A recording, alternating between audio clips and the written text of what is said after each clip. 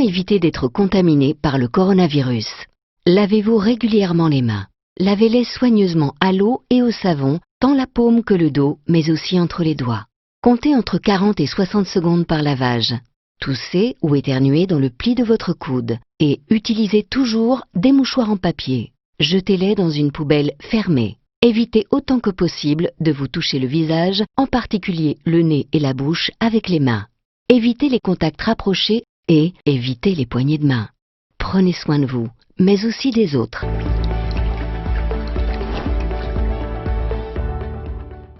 Bonjour la classe. C'est votre humble serviteur, le professeur Jérémy. Je suis là pour assurer les cours de mathématiques.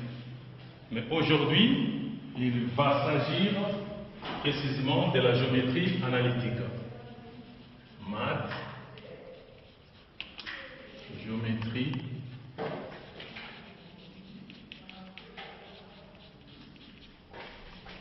analytique.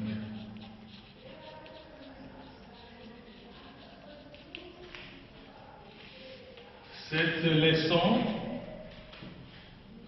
concerne uniquement les élèves de 6e scientifique,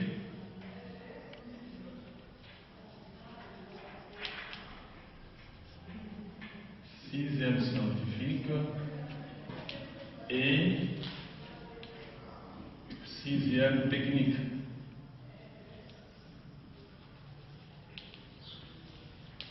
Voilà.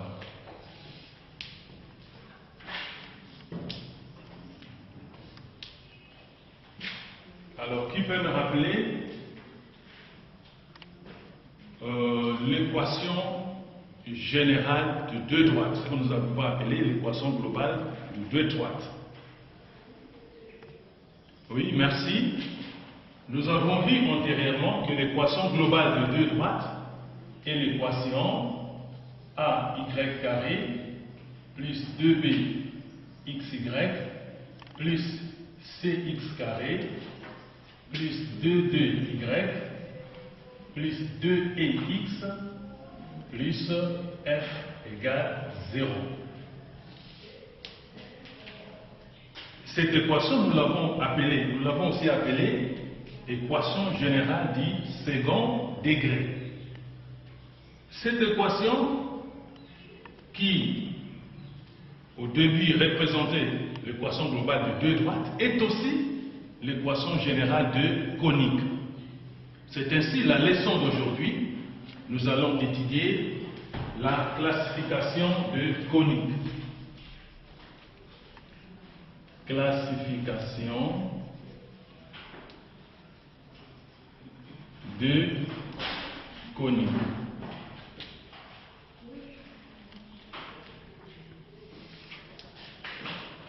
En géométrie analytique, lorsqu'on parle de... Ok, alors,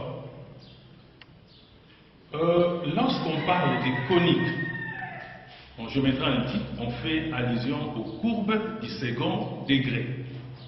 Et quelles sont ces coniques? Nous allons commencer à introduire.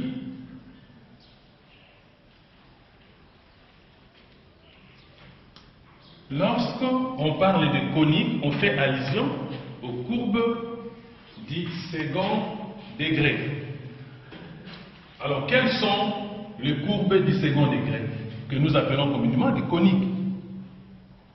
Lorsqu'on parle de coniques, nous allons faire allusion à trois courbes.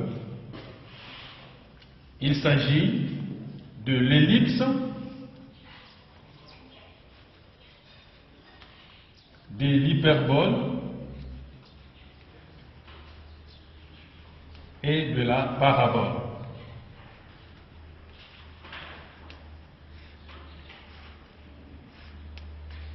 Voilà donc, ce sont ces trois coniques que nous allons parler, que nous allons essayer de classifier. Mais je vous signale déjà que les cercles que nous avons déjà étudiés, c'est un cas particulier de l'ellipse. Nous n'allons pas entrer en détail. Alors, deuxième point, quelle est l'équation générale des coniques? équation générale des coniques.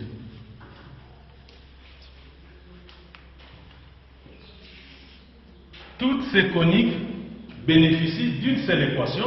Nous l'avons déjà dit à l'introduction que toutes ces coniques bénéficient comme équation générale l'équation que nous avons énoncée là-bas. Donc, l'équation générale du second degré, c'est AY carré plus 2BXY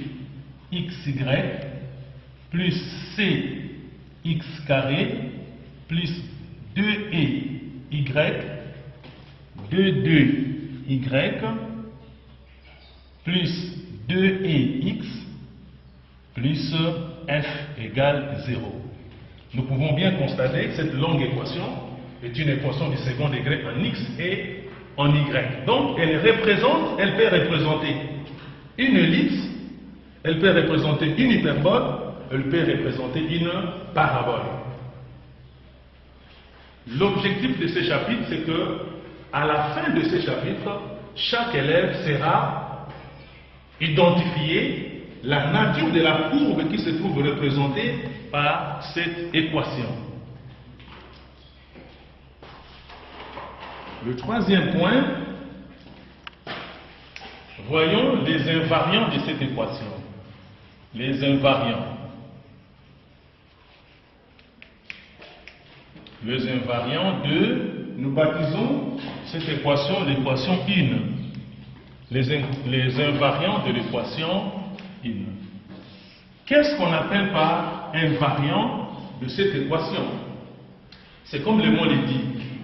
Les invariants, ce sont des expressions émanant de cette équation, mais qui ne varient pas, quelle que soit la transformation que subit l'équation générale du second degré.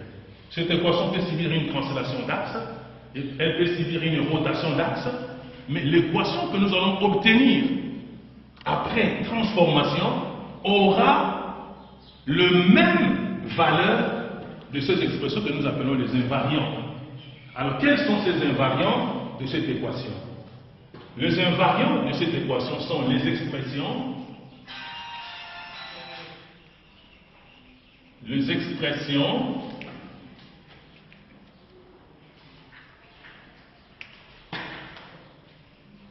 sigma égale B carré moins AC.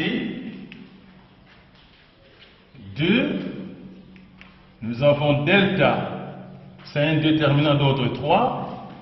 Nous avons A, BD, BD, C, et F.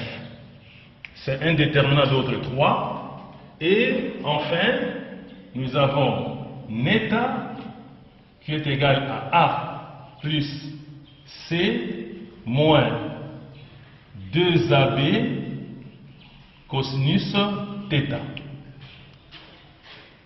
Lorsque nous sommes en axe quelconque, mais si nous sommes en axe cartésien, vous devez savoir que toutes les questions aux examens d'État sont posées en axe cartésien rectangulaire. Toutes les questions de géométrie analytique. Ainsi donc, l'expression ici est donnée en axe quelconque. Maintenant, si l'angle θ est égal à pi demi, c'est-à-dire que nous sommes en axe cartésien rectangulaire, si θ est égal à pi demi, l'expression ici va donner, nous remplaçons pi demi par θ là-bas, nous aurons cosinus de pi demi. Alors là, le cosinus de pi demi c'est combien? 0. Très bien, c'est 0. Et donc, en remplaçant par 0, les termes ici s'annulent. Et nous restons avec A plus C. Voilà donc ces trois expressions émanant de cette équation, c'est ce que nous appelons les invariants de l'équation générale du second degré. Ces trois expressions, comme je l'avais dit, quelle que soit la transformation qui subit cette équation ici,